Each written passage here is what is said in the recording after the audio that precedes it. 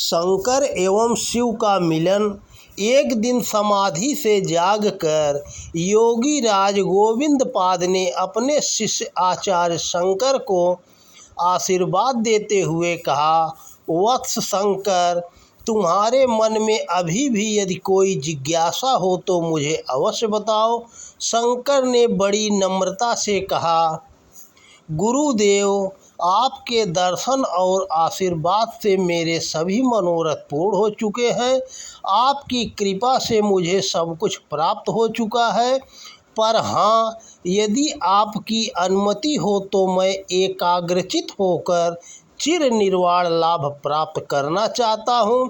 शंकर की चिर निर्वाण की इच्छा सुनकर योगी राज कुछ देर मौन रहे, फिर बोले, वत्स, धर्म के पुनर्जागरण हेतु देवाधिदेव शंकर के अंश व आशीर्वाद से तुम्हारा जन्म हुआ है। अद्वैत ब्रह्म ज्ञान का उपदेश करने के लिए ही तुम्हारा जन्म हुआ है।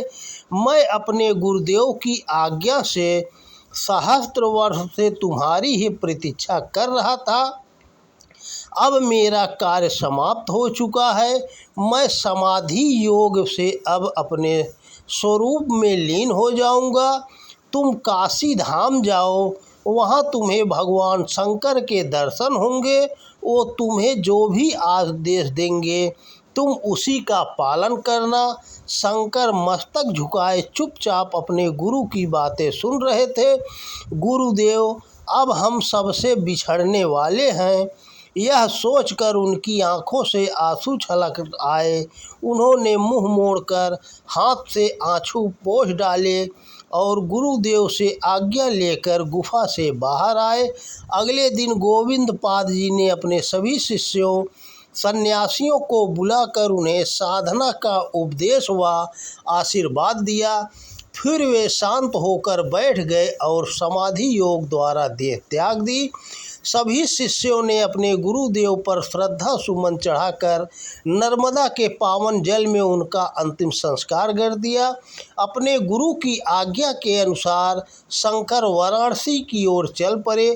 कई सन्यासी भी तीर्थ यात्रा करने को शंकर के साथ चल पड़े। महीनों की पैदल यात्रा के बाद शंकर वाराणसी पहुँचे। शंकर वहाँ एक एकांत निर्जन स्थान मणिकर्णिका के निकट रहने लगे।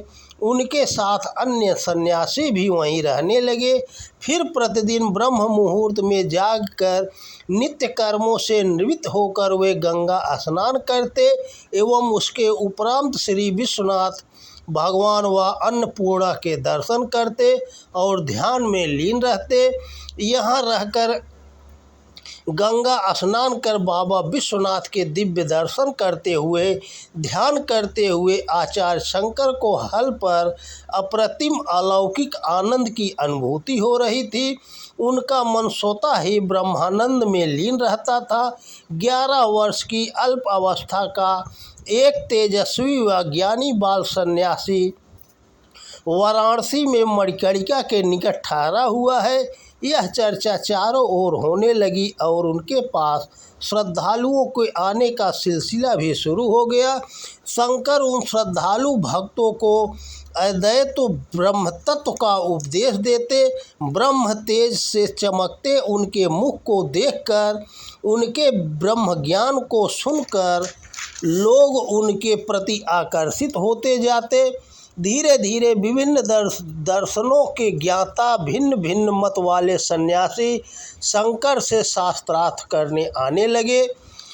शंकर सबकी जिज्ञासाओं का शास्त्र सम्मत समाधान करते और सब प्रसन्नचित्त होकर वहाँ से लौट जाते। कई उनसे वाद विवाद करने आते। अपने पांडित्य का प्रदर्शन कर शंकर को परास्त करने की इच्छा लेकर आते, पर शंकर की प्रतिभा, विद्वता, ज्ञान और अकाट्य तर्क के आगे नतमस्तक होकर अंततः वह पराजय स्वीकार कर लेते थे और कई उनसे प्रभावित होकर उनके शिष्य बन जाते। सनंदन आचार्य शंकर के प्रथम शिष्य बने। आचार्य शंकर अधिकांशतः ब्रह्म में ही लीन रहा करते थे।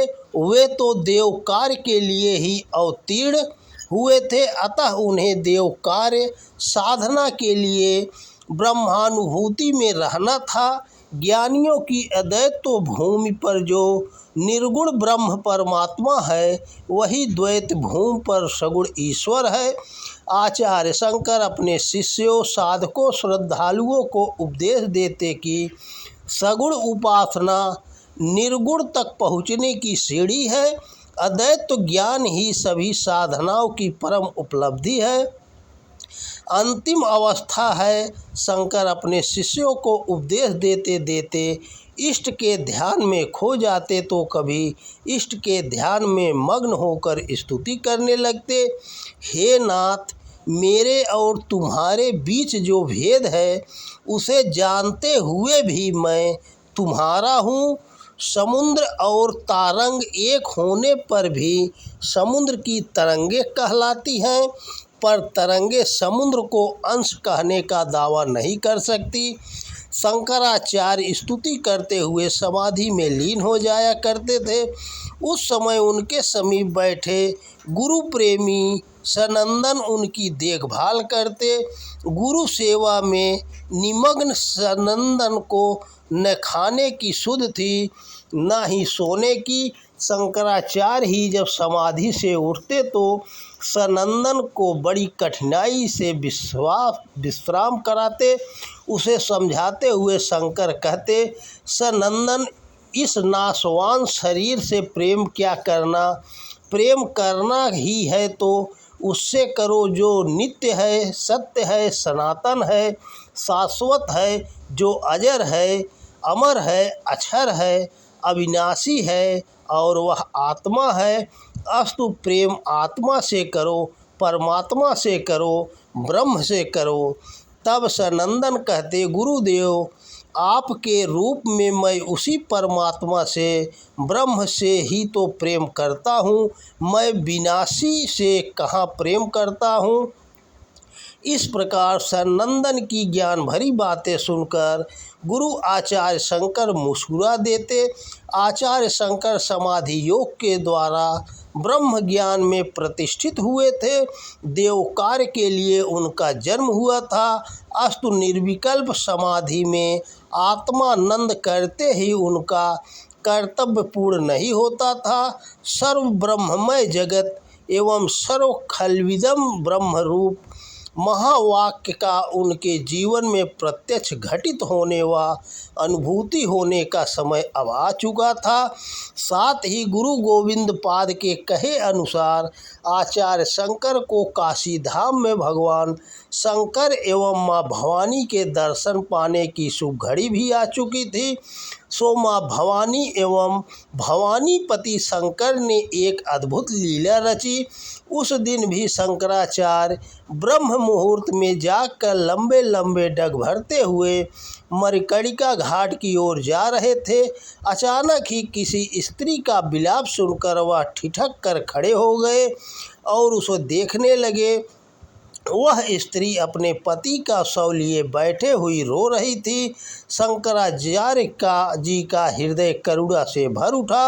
वह उस स्त्री को सांत्वना देते हुए बोले, देवी, जरा शव को एक ओर हटा लो तो हम स्नान के लिए आगे जाएं। उस स्त्री ने शंकराचार्य की ओर देखा और बोली, महात्मन, आप शव को रास्ते से हट जाने को कह दीजिए। आचार्य शंकर बोले, माँ, भला यह कैसे संभव हो सकता है कि शव स्वयं ही रास्ते से हट जाए? शव में हटने की शक्ति कहाँ है? आप ही उसे रास्ते से अलग हटा दीजिए। हमें स्नानादि कार्यों के लिए देर हो रही है। वह स्त्री बोली, महात्मन, आपके मत में तो शक्ति निरपेक्ष ब्रह्म ही जगत का कर्ता है, फिर शक्ति के बिना शव क्यों नहीं हट सकता? यह कहते हुए वह स्त्री शव सहित अंतर्धान हो गई। आचार्य शंकर ने उस स्त्री की ज्ञान भरी बातें सुनकर ध्यान से उस स्त्री की ओर देखा, पर वहाँ अब न तो स्त्री थी न ही शव था। यह कैसी लीला थी? शंकर ने मन ही मन सोचा, आह, यह तो साक्षात आद्य शक्ति महामाया की ही लीला थी। साक्षात माँ भवानी ही मुझे ज्ञान बोध कराने आई थी, पर मैंने माँ भवानी को पहचाना नहीं। आचार्य शंकर को अपनी आत्मा में अप्रतिम आनंद की अनुभूति हुई। माँ भवानी शक्ति की महिमा ही तो दिखाने आई थी। यह सोचते हुए शंकर वहीं बैठकर माँ भवानी की स्तुति करते हुए कहने लगे, हे भवानी, आप ही परब्रह्म रूपा हैं, आप ही आद्य शक्ति हैं, आप सर्वव्यापी हैं, सर्वशक्तिशाली हैं।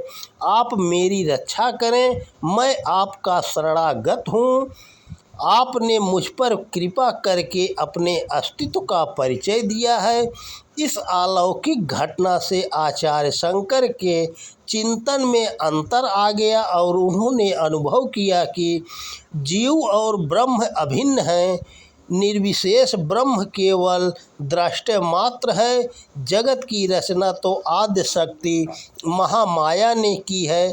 आचार्य शंकर समाधि योग द्वारा अद्वैत ब्रह्म ज्ञान में प्रतिष्ठित हुए थे और आज माँ भवानी की कृपा से उन्हें जीव भूमि पर व्यवहारिक क्षेत्र में सर्व ब्रह्ममय जगत का ज्ञान बोध हुआ, दृष्टि पूर्ण रूपेण प्राप्त हुई।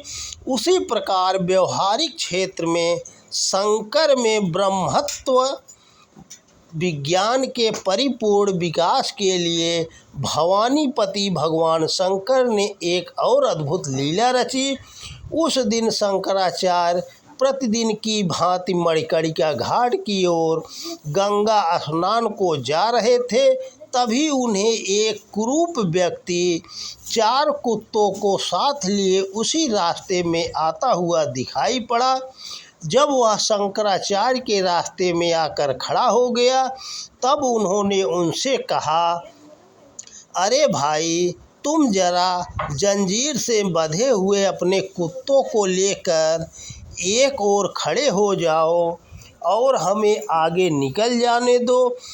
पर वह व्यक्ति रास्ते से हटा नहीं, वह उसी रास्ते पर आगे आगे जाता रहा।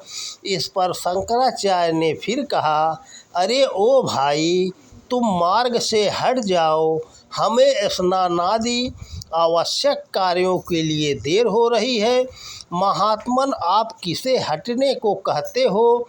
उस व्यक्ति ने हंसते हुए संस्कृत भाषा में कहा, आप किसे हट जाने को कह रहे हैं? आत्मा को या देह को?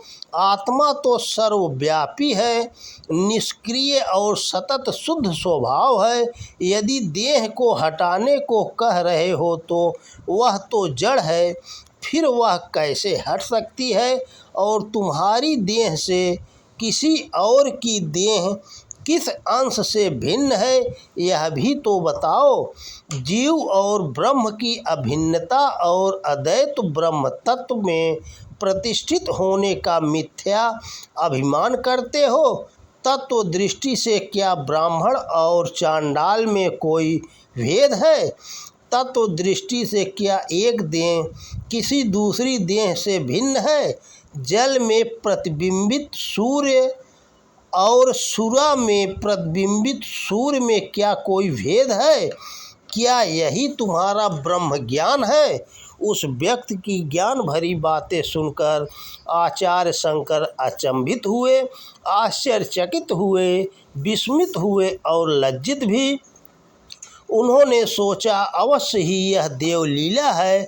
उन्होंने हाथ जोड़कर भगवान भोलेनाथ की स्तुति करते हुए कहा, हे प्रभु, आप सभी भूतों के प्रति समज्ञानी हैं, सर्वज्ञ हैं, सर्वव्यापी हैं और मेरे गुरु हैं। मैं आपके चरणों में कोटिश नमन करता हूँ। आचार्य शंकर ने तभी देखा कि सामने न तो वह व्यक्ति है और न ही उसके कुत्ते हैं। आचार्य शंकर ने देखा कि सूर्य एवं अग्नि के समान दिव्य पुरुष महादेव भगवान भोलेनाथ अपने हाथ में चारों वेद लिए उनके सन्मुख खड़े हैं। भगवान को साक्षात अपने सन्मुख पाकर आचार्य शंकर का हृदय हर्ष और आनंद से भर गया और वे पुनः हाथ जोड़कर स्तुति करने लगे। हे विभो, हे विश्वमूर्ते, मैं आपकी वंदना करता हूँ, मैं आपको बारंबार प्रणाम करता हूँ। हे चिदानंद मूर्ते, मैं आपकी शरण में हूँ। भगवान शंकर आचार्य की स्तुति से प्रसन्न होकर उनके सिर पर हाथ रखते हुए बोले, वत्स, मैं तुमसे अति प्रसन्न हूँ। मैं तुमसे जगत में वैदिक धर्म की पुनः प्रतिष्ठा कराने की इच्छा रखता हूँ। तुम वेदांत की निर्दोष व्याख्या द्वारा भ्रामक मतवादों का खंडन करके व्यासकृत ब्रह्म सूत्र पर भाष्य की रचना करो। वेदांत का मुख्य तात्पर्य जो ब्रह्म ज्ञान है उसकी प्रतिष्ठा करके वैदिक धर्म का सर्वसाधारण में प्रचार करो। जगत के सर्वविध कल्याण के लिए ही तुमने मेरे अंश से जन्म ग्रहण किया है। जब तुम्हारा कार्य पूर्ण हो जाएगा तब तुम मुझसे ही मिल जाओगे। यह कहते हुए भगवान भोलेनाथ अंतर्ध्यान हो गए। आचार्य शंकर देवाधिदेव के दर्शन करके आनंद से भर गए। वे गंगा स्नान कर शीघ्र ही अपने निवास स्थान पर आए, पर उनके कानों में अभी भी महादेव की देववाणी गूंज रही थी। आचार्य शंकर ने सोचा कि ब्रह्मसूत्र की भाष्य रचना के लिए बद्रिकाश्रम जाना ठीक रहेगा। यह विचार कर वह काशी धाम भगवान विश्वनाथ एवं माँ अन्नपूर्णा को प्रणाम करके अपने शिष्यों सहित बद्रिकाश्रम की ओर चल पड़े। कालांतर में भगवान शिव की उसी आज्ञा को पूर्ण करते हुए वे उन्हीं के धाम केदारनाथ में शिवत्व में विलीन हो गए। तो दोस्तों नमस्कार, वीडियो पसंद आए तो ज़्यादा से ज़्यादा शेयर करें। जय श्री कृष्णा, राधे राधे, हर हर महादेव।